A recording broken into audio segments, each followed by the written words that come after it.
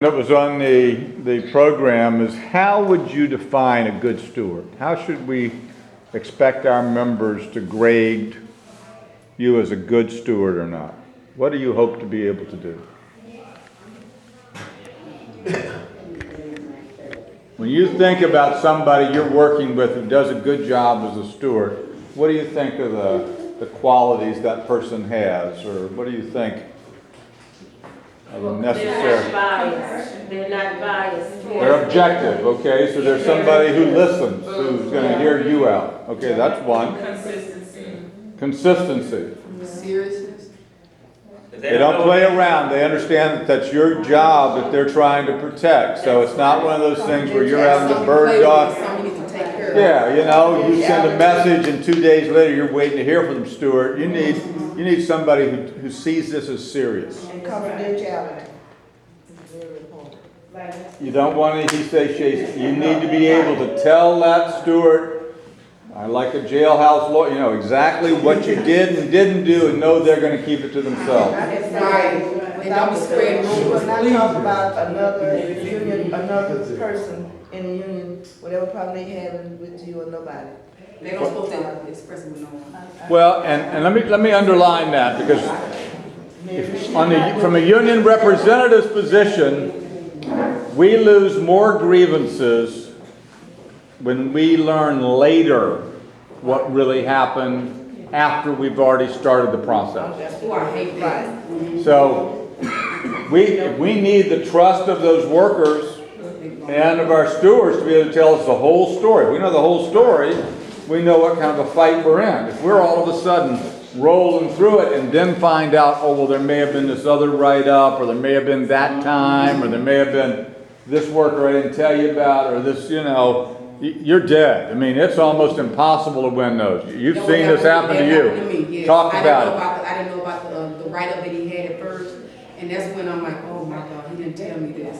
And next thing you know, we go off in there, and we didn't. I hate to say we didn't win it because he didn't tell me about the first one that he had, and it was he was guilty on the first, and then he was guilty on the second. So he didn't tell me everything that happened with the first, and then also didn't tell me what really happened with the incident that occurred. So I was really upset because it made me look stupid in him too. And you can't do a good job there, you know, because you're not going in there on the right footing. They're able to push you aside. You could see by the case study Oral was doing, you want your representative to be able to be aggressive, to be looking for an angle. If all of a sudden they're bushwhacked from behind, you're dead. Pearlie? Here's a question from Pearlie. And I want you to answer. Saying two people that he knew you. And I can't even hear the question. Okay, my question is, Okay, no, I can. Other people were talking, Pearlie. Go ahead. okay, say two people was in the union. I said me and Mary. And me and Mary got into it. And we called Oral. Would he represent us against each other, or what would he do? We represent our members vis-a-vis the management, not. You don't have the power to write up Mary. Mary doesn't have the power to write up you. I beat up Mary, so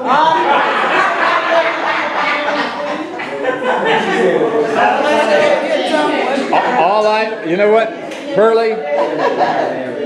There's no job where we have a contract where if two people don't get into a fight, it's going to be a miracle if both aren't fired. well, I know that, but That's true. So keep that in mind. Really was around, but me and her, this argument really got. When there's a problem, realistically, when there's a problem, here we go. When there's a problem between members, we try to get other members in the leadership to help resolve that. Because the last thing we want is not to have a united front or to be speaking with more than one voice. So in truth, we try to resolve it. But sometimes, hey, not everybody gets along. You work with some people. Some days you love them. Some days you can push them in front of the car. You know, whatever. You know, we can't ask that. But we can ask that the boss follow the rules. If those rules are reasonable, we're going to follow them. If they're not reasonable, you have the protection of a contract or of whatever the rule book is, and you have the right to expect aggressive representation from your union. And that goes with the stewards too. And I think this has to do with the first thing that somebody said over here was you have to be objective. And there's no bigger problem for a steward than when they've got two friends or two members or three people involved, getting everybody, being objective so that they can win that case. But what else is it? Okay, Tony? You know, I think something else that's very Yeah, important sure. is that what I do and what I teach, just like Ms. Foster, who's from my office in Conway, Arkansas, the one thing that I do with her is that I look for all the information I can for every case. Even if they don't tell me everything, if they say, well, this happened, the first thing I do is start looking for all the information. I start applying, you know, I want everything in this person's record that I can have so that I won't be blindsided. And so, and nobody knows another employee better than the steward that works at that place. You know, I have a lot of different offices around the state of Arkansas, so I try to have somebody in every office. And I try to have them deal with the person first. You know, if they come and say, well, this happened, I say, okay, talk to them, you know, try to find out what happened. You know, before it gets to me, I want to be able to know, at least I got a little background, then I can go and say, well, okay, I want to FOI this information, this record about this person. So when I go in, I won't be blindsided. The number one thing is information. The more information you can attain, you know, the better prepared you are. The resources are out there for you to get the information. But as a steward, and even as, you know, as an organizer, you have to be willing to put the time in to get that information, because that's going to be what's going to help you out more than anything. See, I used to have. And that's true in both private and public sector. And I'm going to come right to you. That's the public sector example. In the private sector, we have a right under the National Labor Relations Act for information that we need to provide fair representation to the workers. And that's what an information request is. It's an 885 if it's not provided. If it has to do with hours, working conditions, any rule change. We've often just thrown, you know, snow flurries worth of, you know, whatever that expression is. You know, we've thrown the book at them to try to get them to have to pull as much information as possible before you go into a hearing. And if they don't fulfill it, that helps us. Somebody else had another example.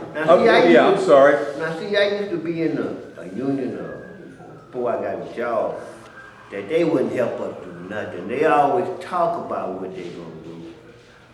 When they get you in there to represent, they wasn't for you. Was that a Mickey Mouse union? No. I know what it seemed like. No, he's got a Mickey Mouse t-shirt. Because they didn't know anything.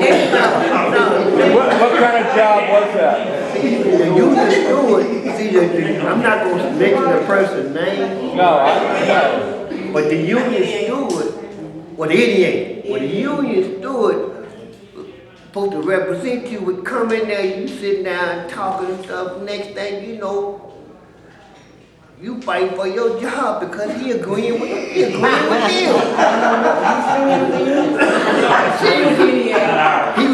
He would be agreeing with them when you say, I lost this. So I never, And let me tell you, that's why we have done this for 31 straight years, because there's always new stewards, and even our old stewards, many of you have been here before, there's always things we need to remember, we need to learn, there's things happening in the law, there's things happening at the workplace. You got to keep current, because management's getting harder and harder on unions. The number of members in unions is going down. That means they think they've got the whip hand. What that means for us is we can't get old and tired. We've got to keep in shape on that business, or they are going to roll us over, because they know right now they've got the odds. I mean, what we've had to do with PHP and these hoppers and a couple of other cases, ResCare was almost one. It's just, it was like a war. I mean, Danae said that when she was telling the story. It's just gotten ridiculous. And it used to be we could have resolved those issues fairly easily. Now it's like, they'd rather get a lawyer and fight you as long as they can. Yo. And I think of another situation that I went through was with NEA, and so this lady, this teacher had choked this little girl. It was, we didn't know, we don't hook up the butterfly thing here, we always hook up the bottom of the seat. And so, but anyway, what happened was, they gonna say that I should have signed a paper from the teacher saying that I saw her strap the baby up and everything like that, but I didn't. I said, ma'am, they don't have nothing that has Dallas County on it, I'm not gonna sign it.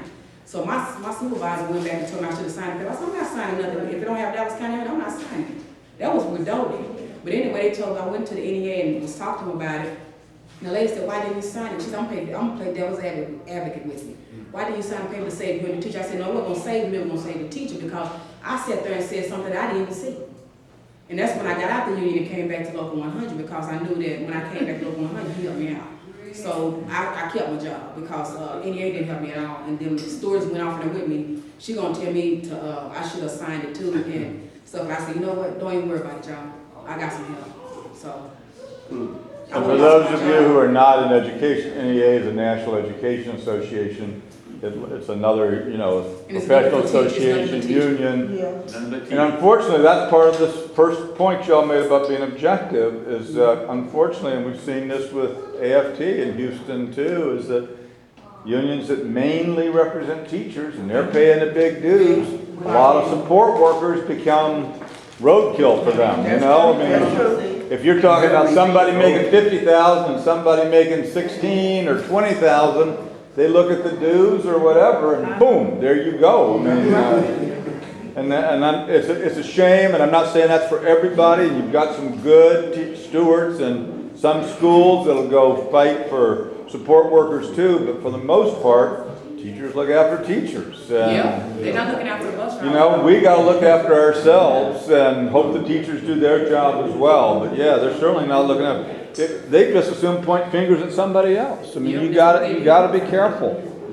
So I'm afraid your policy is probably the right one. I mean, if you had seen something and actually knew the facts, that's one thing. But to tell a fib or something, all you got your credibility in that job, you're going to need it for your own Besides to people. be a supervisor, so I already knew what not to sign and what to Exactly. sign. Yeah, I hear you. Okay, these are some great examples. Other examples or other things you look for in a good steward? I think one of the things that people mentioned earlier today is knowing the facts, knowing the rules and regulations, because it's not somebody to go in there and just bang on the table. Yeah, sometimes you may want to have the right, maybe that's a tactic that makes sense. But if you know the facts, you've got some real bullets in your gun. You're not going to have to yell and carry on and dance around as much if you know the facts and can hold them to it. And Tony, I thought this has happened to every new representative. You start here and you try to work up there, and you don't have much time to get there because people are looking for the credibility of the union from that steward. And I think that's another thing. Danae has made this point a couple of times, that we want to see this process of developing these little handbooks as something for stewards. If you see something that's not in there, you say, this would really help me when I was starting, or you start training a new steward on your job, and they're going with this and some other things, and they don't have it, let's just add it. Let's make sure they're as prepared as they are. We do this once a year.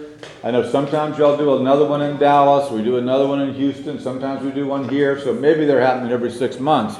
But sometimes a new steward's coming in because somebody got hurt, somebody's laid off, somebody's vacation sick, child sick, you know what it is. You got to pull somebody in there that hadn't had the experience.